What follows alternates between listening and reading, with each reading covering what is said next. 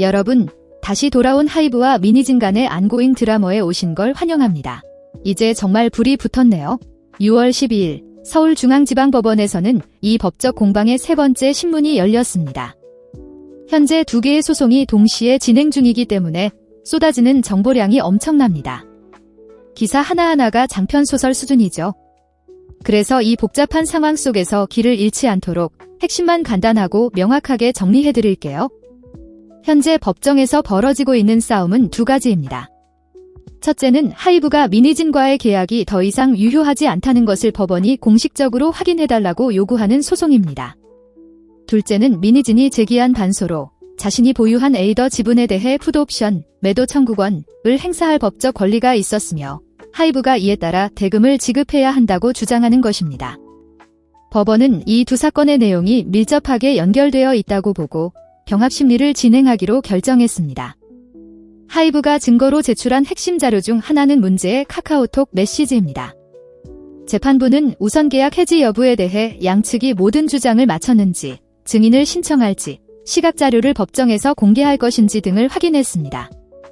하지만 하이브의 프레젠테이션 자료에는 민감하고 파급력이 큰 내용이 포함돼 있어 재판부는 이를 공개하는 것이 적절한지 우려를 표했습니다.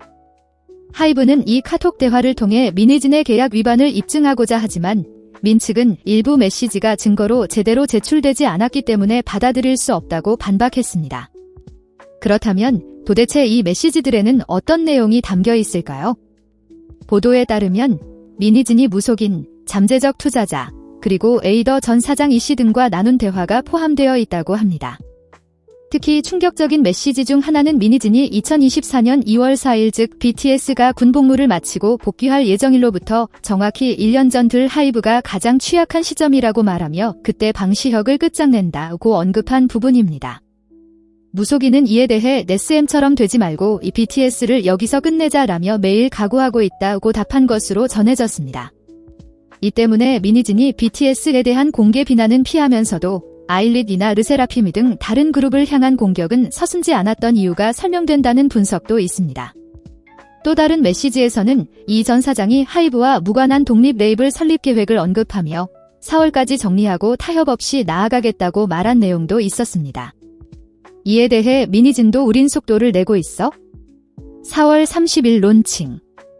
어차피 2차전은 있을 거니까 눈치 볼 필요 없어 라고 적으며 사태를 조용히 마무리하려는 의도보다는 언론전을 통해 하이브를 압박하고 타협을 이끌어내려 했던 것으로 보입니다.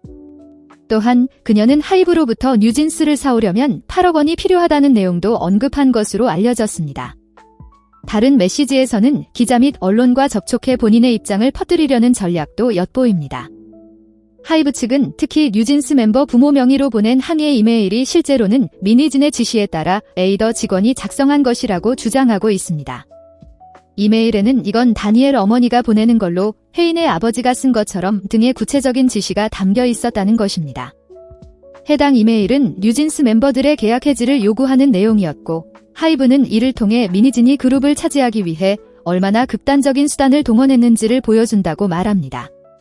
또한 미니진이 공정거래위원회에 신고하는 것 같은 강력한 카드가 필요하다고 언급한 메시지도 존재합니다. 하이브를 코너로 몰아 결국 뉴진스를 넘기거나 사태를 무마하기 위해 합의에 나서게 만들려는 의도가 있었다는 것이죠. 하이브는 이 모든 행위가 명백한 계약 위반이라고 주장합니다.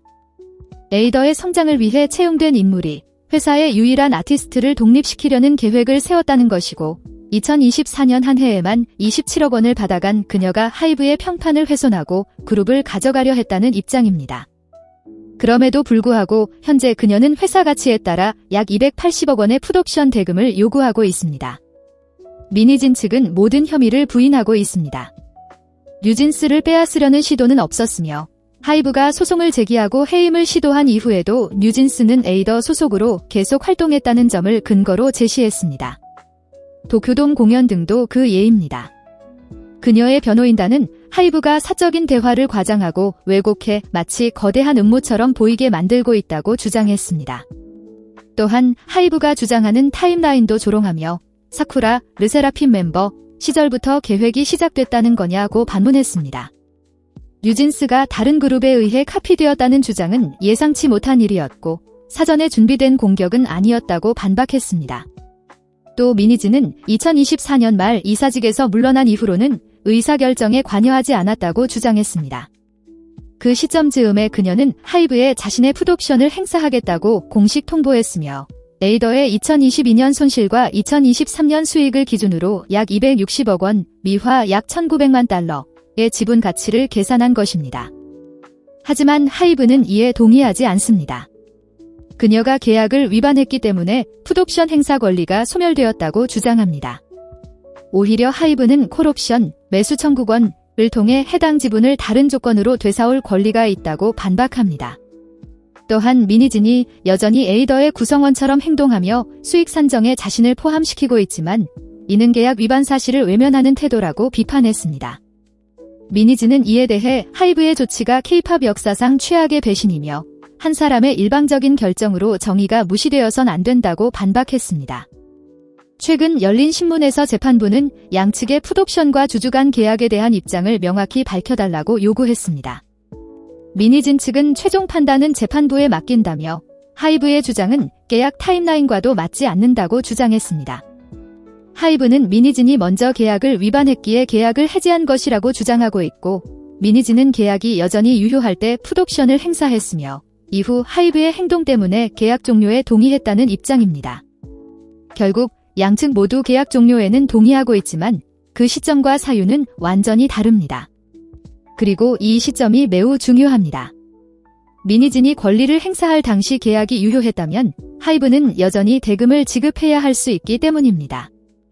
하이브는 민희진이 뉴진스를 빼앗으려 한 명확한 증거가 있다고 하지만 그 민감성 때문에 공개할 수 없다고 밝혔습니다. 하이브는 다음 신문에 한 명의 증인을 신청했고 민희진 측은 별도의 증인 신청은 하지 않았습니다. 증인 신문이 포함된 다음 재판은 9월 11일에 열릴 예정입니다. 이 영상은 여기까지입니다. 좋아요와 구독, 알림 설정까지 꼭 부탁드려요. 제 영상들을 놓치지 않게요. 저는 이제 막 시작한 유튜버라서 많은 응원이 정말 큰 힘이 됩니다. 끝까지 시청해주신 분들께 진심으로 감사드리고요. 다음 영상에서 또 뵙길 바라요.